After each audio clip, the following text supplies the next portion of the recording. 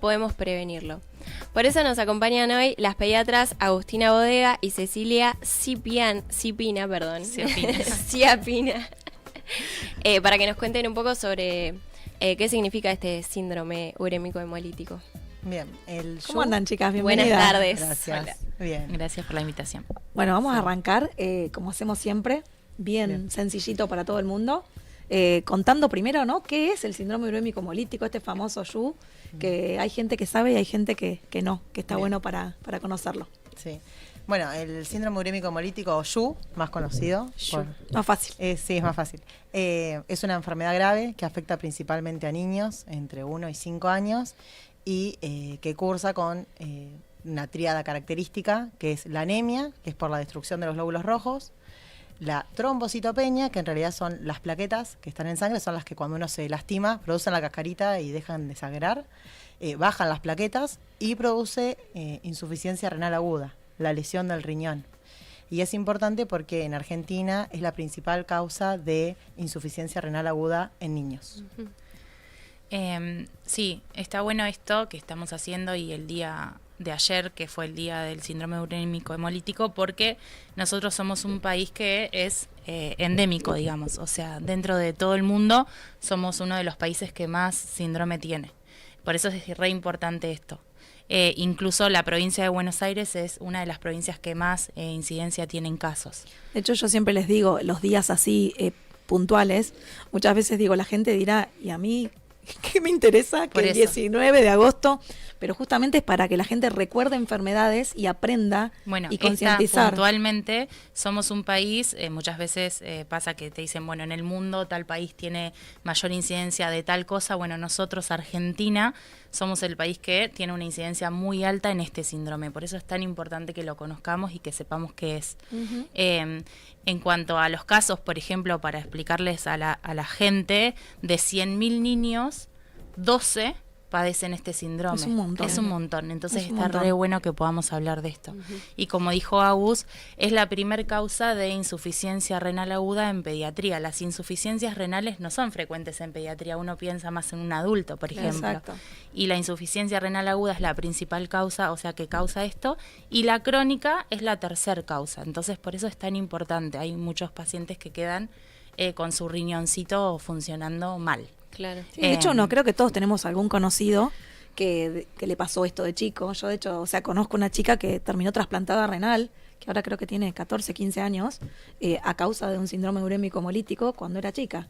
Entonces, nada, súper importante lo que vamos a hablar hoy. Sí, de a poquito vamos a ir como mencionando muchas cosas importantes, pero esto de la epidemiología, por decirlo de una manera, es muy alta la tasa. Es alta. Y sobre todo se da en los niños menores de 5 años. Uh-huh. ¿Se puede dar en adultos? Sí. ¿Se puede dar en ancianos? Sí. Pero los niños menores de 5 años son los que más susceptibilidad tienen a esta bacteria. Exacto. O en realidad no a la bacteria puntualmente, sino a la enfermedad SHU, que ahora vamos a ir como explicando un poquito. Perfecto. ¿Y qué produce esta enfermedad, chicas? Y en realidad es una enfermedad que puede dar muchos síntomas, ¿sí? La forma más clásica, la que conocemos todos, es un paciente que empieza con diarrea. Uh-huh. Un cuadro de gastroenteritis que empieza con diarrea con sangre. La diarrea con sangre es como nuestro alarmante en pediatría para empezar a sospecharlo, ¿sí? Obviamente que después vamos a averiguar sobre un montón de antecedentes del paciente. Claro, porque es difícil, porque hay muchas cosas que dan diarrea con sangre. Claro, entonces ahí tenemos que empezar a discriminar un poco. Obviamente puede cruzar con vómitos, dolor abdominal, el paciente puede estar más irritable, puede estar más decaído, no tener tanto hambre, deshidratarse también por los vómitos y la diarrea. Entonces, a partir de toda esa clínica, uno hace una investigación de qué fue lo que comió este paciente o en contacto. O qué pasó antes de la diarrea. Exactamente. Sí. Porque por ahí puede que en el momento no tenga la diarrea y que el padre lo note muy pálido, muy ojeroso, que no quiere comer, muy caído, y está el antecedente previo. No quiere decir que con la misma diarrea en ese mismo momento haga el SHU. Puede haber tenido la diarrea y pasar unos días y empezar con este síndrome. Eso es re importante también. Porque no siempre en el momento de la presentación del síntoma está la diarrea, pero puede ser algún dato de 10 días antes, 7 días antes. Perfecto. Eso también está bueno. Y saberlo. cuando el papá ve sangre en la diarrea, ¿tiene que consultar sí o sí? ¿Puede esperar? ¿Qué tiene que ver que le llame la atención para ir a la guardia? En realidad es importante que si el padre detecta una diarrea con sangre, yo siempre digo, lo importante es que si la constatás, pueda juntar una muestra. porque esa diarrea habría que analizarla. El análisis de la caca se llama coprocultivo, que se hace en realidad, se puede hacer una observación directa y el cultivo que es para ver qué bacteria puede llegar a estar. Chicas, pero yo pienso no como mamá. Sí. Igualmente eso te iba a Si decir. tiene pañal, ¿qué haces? ¿Juntás del pañal? No, vas a la guardia. Porque en Ah, realidad perfecto. el Sí. coprocultivo lo ideal es que se junte de una manera Porque si no, no nos sirve. estéril, por Claro, decirlo de alguna perfecto. manera, para la gente Porque que yo pienso, no a esté ver, contaminado. un nene que ya va al baño del inodoro no lo vas a sacar. No. Y un nene que No, por usa eso- pañalcito tampoco del pañal. Claro, por eso cuando vos lo constatás, tenés Ahí. que pensar en decir, bueno, tengo que constatarlo a esto y poder juntar esta muestra. Perfecto. Obviamente que te vas a acercar a la guardia y veremos cómo vamos a juntar esa segunda O a tu muestra. pediatra de cabecera, ¿no? Perfecto. No ¿Esta es- no es bacteria que- solo se encuentra en la caca, digamos? ¿O también se puede hacer por análisis de sangre? En realidad, la bacteria, el cultivo de la bacteria va a estar en la materia fecal. En la sangre nosotros podemos ver otros signos, como dijo primero La anemia. Agus, que es la anemia, Claro. que es el descenso de glóbulos rojos. También puede haber aumento de los glóbulos blancos, que es otra cosa que se busca en el análisis de sangre. Y la plaquetopenia, que es también eso que explicó Agus, que se forman los trombos, la cascarita cuando uno sangra. Eso disminuye en esta enfermedad. Si uno busca eso y lo encuentra, ya está más encaminado en pensar en un YU. Claro. A veces hay diarreas con sangre que no tienen esto. No, si yo de hecho digo, bueno, busco diagnósticos diferenciales para charlar con ustedes, y está la famosa alergia a la proteína de la leche de vaca, Claro. La fisura anal, que hay nenes que por ahí se Exacto. constipan por... a mí me pasaba por ahí cuando les cambiás por leche de fórmula, que por ahí les cambia el tránsito y por ahí se lastima un poquito la cola. Hay otras cosas Sí, también, ¿no? eso está re bueno que vos lo menciones porque, por ejemplo, en una fisura anal, en un análisis de materia fecal jamás va a haber signos de infección. Exacto. Nosotros lo primero que vemos en la materia fecal cuando se analiza por laboratorio es el signo de infección.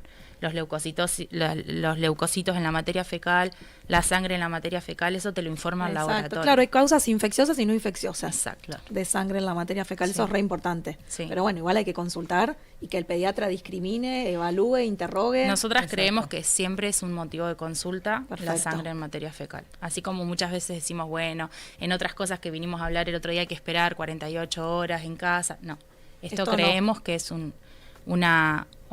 algo que tienen que ir a consultar a su pediatra o a la guardia. Perfecto. Y hablábamos, ¿no?, de preguntarle qué comió. Acá también viene otra cosa importante, que es como que los papás y la mayoría, creo que el común de la gente, piensa solo en la carne picada, en la famosa hamburguesa. ¿Con qué otra cosa se puede contagiar un nene para no encasillarlo tanto, ¿no? Solamente en la carne picada y entender que podemos prevenir con muchas otras cosas. O sea, ¿en Claro. dónde podemos encontrar esta bacteria? En realidad, la fuente más importante de la bacteria, que es, esta bacteria es Escherichia coli, que es la que transmite, se encuentra en la carne, ¿sí? Pero la contaminación es fecal oral. O sea, yo toco algo y me lo llevo a la boca y ahí puede ingresar la bacteria. Exacto. Entonces, los vegetales, las frutas y las verduras mal lavadas, usar la misma tabla para cortar, ¿sí?, lo que es carne y después usarla para cortar verduras, ¿sí? El cambio de un pañal de un bebé, lavarse las manos después de ir al baño. En realidad, lo importante de esta enfermedad es que se puede prevenir y solamente con algo muy sencillo que es la higiene. Higiene. Solamente Igual el eso. tema de las tablas, yo una vez lo hablé con alguien que era, creo que chef o cocinero, y me dijo, pero lo que estás planteando, mirá que yo trabajé en un montón de restaurantes y en un montón de lugares, es casi imposible.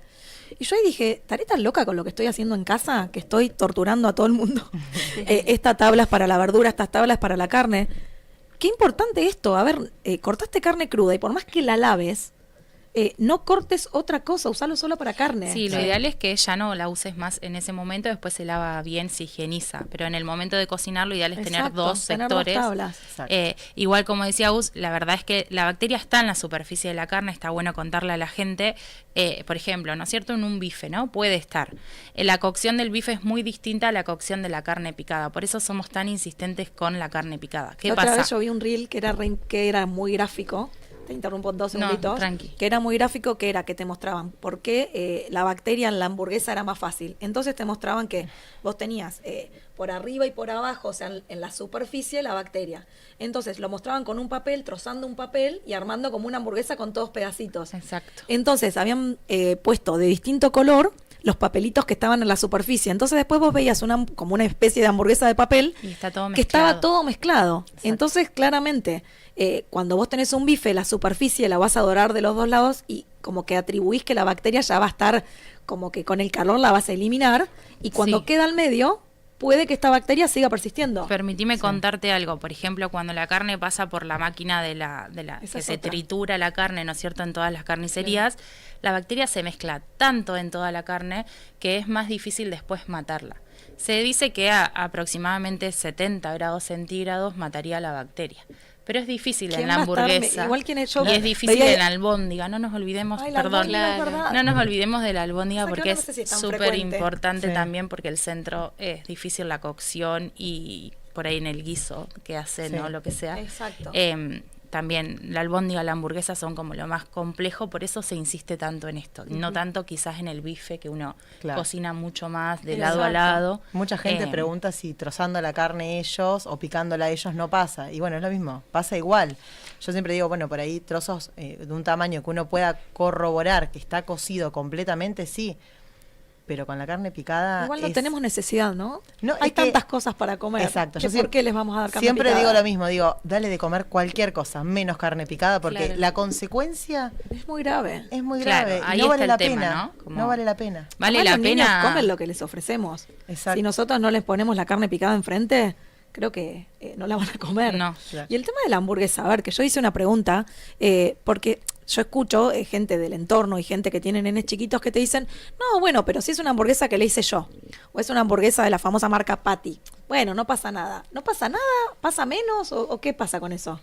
Es exactamente igual. Sí, sí, en realidad por ahí tenés un poco más de riesgo. Control de calidad por ahí con la envasada. Sí, por eso, por ahí un poquito más de riesgo en la casera porque a veces son más gorditas o las haces, digamos, no pasan por ninguna Control de calidad. industria. Exacto. Claro. Pero en realidad el mensaje que queremos dejar o que se intenta dejar es claro, no carne picada a menores de 5 años.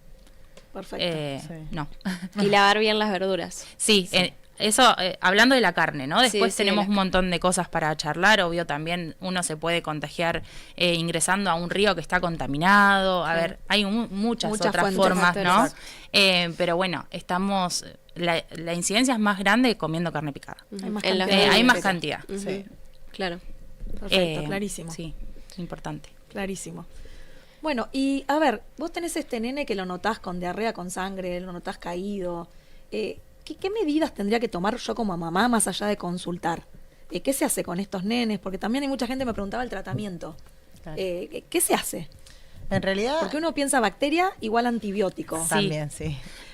Aclaremos que es una bacteria la que genera el YU. Es una bacteria, se llama Escherichia coli, es productora de una toxina. No todas las Escherichia coli son productoras de esta toxina y no toda la toxina genera el YU. Va escalonado, ¿no? Va teniendo Claro. como, por suerte, si no estarían todos enfermos.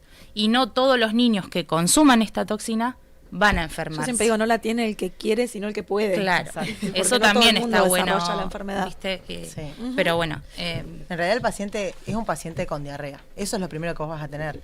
Entonces, lo que hablábamos un poco también otra vez con la fiebre, son las medidas de confort. Evitar, en la diarrea lo más importante es evitar la deshidratación. Entonces, ¿qué tenemos que controlar? Obviamente, el chico que está enfermo no va a querer comer, no se va a querer alimentar y no hay que obligarlo. A nosotros 2 o 3 días que el chico esté enfermo, 4 días que no coma, no nos afecta, pero sí necesitamos que ese chico Que esté tome hidratado. agua. Claro. Entonces, ofrecerle agua todo el tiempo es lo más importante. Entonces, ¿cómo constatamos esto? Bueno, tiene diarrea, cada vez que va al baño le ofrecemos un vaso con agua, bien fresquito, y controlamos que siga haciendo pis. Que eso también es muy Exactamente. importante dentro de esta enfermedad. Si uno ve que el nene orina bien, atribuye que está bien hidratado. siempre, Exactamente. en cualquier patología, digamos, de pediatría, que el nene haga pis es como Fundamental. fundamental. En esta patología puntual, que el nene no haga pis es de gravedad. Claro. Es otro signo para consultar ¿Cómo afecta rápidamente. esta bacteria al riñón? En realidad es lo que más afecta, o la patología YU, porque vuelvo a repetir, no toda la bacteria genera la patología, pero el riñón es el que se ve muy afectado. afectado. Esta bacteria lo que genera, en realidad lo que daña es el daño endotelial, que es de los vasitos sanguíneos pequeños. Y el riñón es muy susceptible a este daño, por lo tanto genera esta insuficiencia renal, que lo Claro. vemos nosotros en esto. El nene no hace pis y al laboratorio viene la función renal alterada. Eso ya estamos hablando de un nene con gravedad, digamos. Y ahí automáticamente en la guardia, ¿qué se hace? Volviendo ¿no? al tema del antibiótico. ¿Se da antibiótico? ¿Se espera? ¿Cuál es la regla con eso? Bueno, perdón, eso Sí. quedó también pendiente, que no usamos medicación para cortar la diarrea, Eso es re importante. Porque En adultos tampoco, porque de diarrea aguda van a buscar a la farmacia carbones, Sí. loperamida, y vos decís, no. Y lo que hace eso en realidad es disminuir la movilidad intestinal, entonces queda ahí adentro la bacteria. Entonces nosotros tenemos que esperar a que el chico termine de tener diarrea. Entonces no favorece tampoco el cuadro. La eliminación de la bacteria Exacto. tampoco. Lo va a progresar, porque va a pasar el efecto de la medicación y va a volver a empezar con la diarrea de nuevo.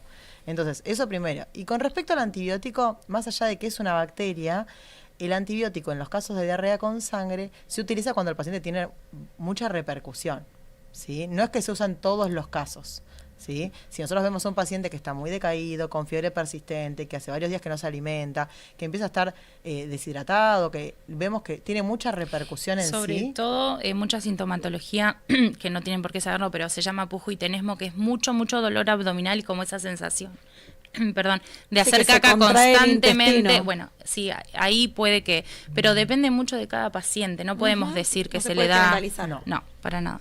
Sí, lo importante es los líquidos, ¿no? Que les dan en la guardia cuando llegan. Sí, los líquidos y bueno, y ahí empieza un camino de ir evaluando el paciente, se llama tratamiento de sostén, ¿no? Perfecto. Depende de lo que el paciente va teniendo, va a ser el tratamiento que va a ir recibiendo. Hay pacientes que hacen hipertensión y necesitan tratamiento, hay pacientes que están No pueden hacer deshidratados. Es atajar y- un poquito las complicaciones, ¿no? Exacto. Y es bueno, acompañar a cursar la enfermedad, porque no hay un tratamiento específico. Claro. Entonces, primero la sospechamos, después podemos tener el diagnóstico y decir, bueno, tuvimos el cultivo de la materia fecal y nos dio positivo, tenemos un laboratorio con la afectación del riñón, y bueno, y ahí empezamos a controlar, a ver cómo sigue progresando. ¿Se cura por completo? Claro, ese es el tema, que en realidad más del 50% de los pacientes que tuvieron SHU en algún momento, a largo plazo pueden tener insuficiencia renal crónica o ser un paciente hipertenso. Claro. ¿qué sucede? El riñoncito no actúa bien.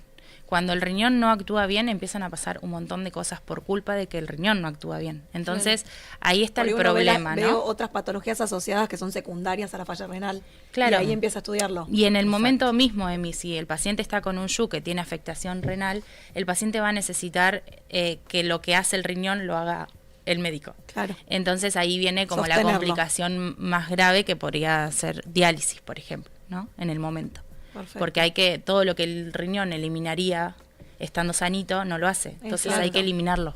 Y una vez pasado el cuadro, el nene lo resolvió y está todo bien.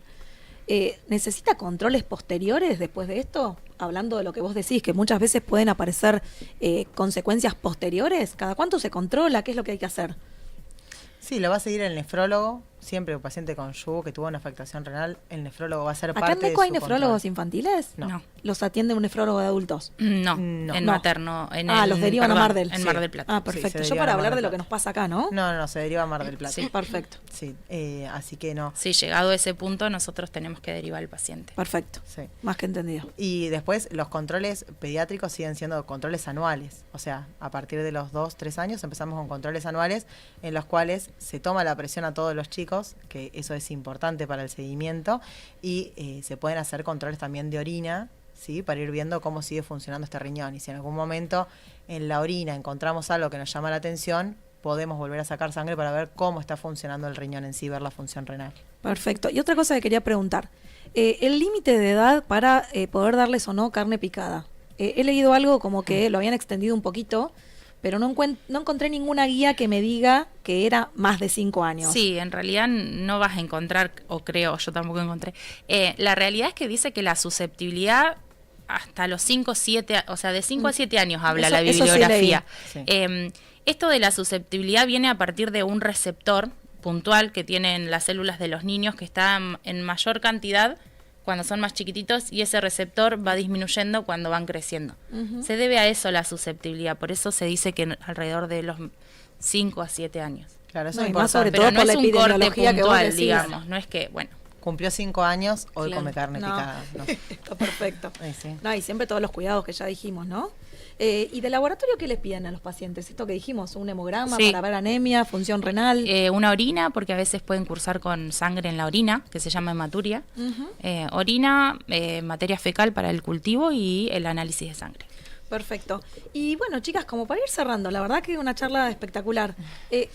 A ver, algunos tips que quieran dejarle a los papás que no se puedan olvidar del síndrome urémico hemolítico, por si alguien se prendió recién a la radio. No, lo más importante es evitar la carne picada. Evitar la carne picada. Es así.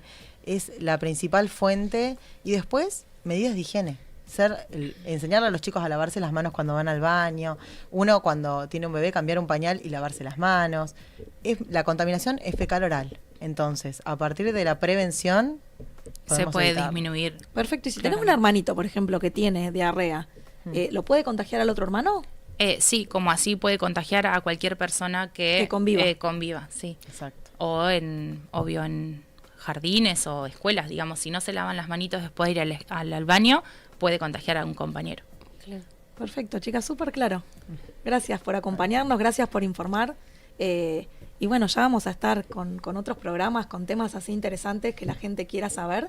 Y sobre todo aprovechando los días que son tan importantes como para refrescar enfermedades que por ahí no tenemos tanta conciencia o no conocemos, para aportar un granito de arena, ¿no?, a la comunidad. Sí, Buenísimo. creo que es necesario y justo este tema a la Argentina o por ahí también a la provincia de Buenos Aires es como importante saberlo, que es frecuente y que lo podemos prevenir, como dijo Agus, con higiene y no comiendo carne mal cocida, obvio.